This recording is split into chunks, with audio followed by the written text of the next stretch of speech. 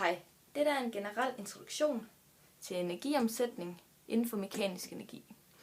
Inden for mekanisk energi har vi potentiel energi, som også er kaldt for bevægeligghedsenergi, og så har vi kinetisk energi, som også bliver kaldt for bevægelsesenergi. Den potentielle energi har formlen E-pot er lige med massen gange tyngdeaccelerationen gange højden. Massen og tyngdeaccelerationen er konstanter, mens højden er en variabel.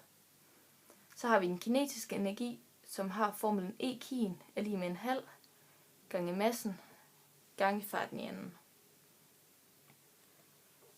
Summen af de to energityper udgør den mekaniske energi med formlen E-mech er lige med E-pot plus E-kin.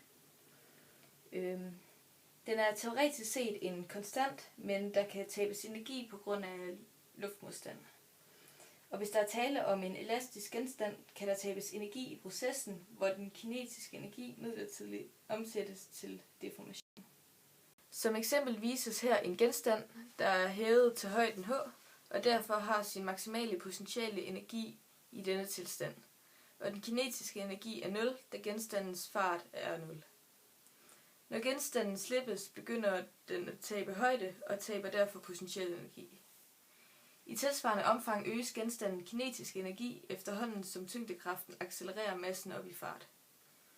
Når genstanden når til højden 0, så er al potentiel energi omsat til kinetisk energi.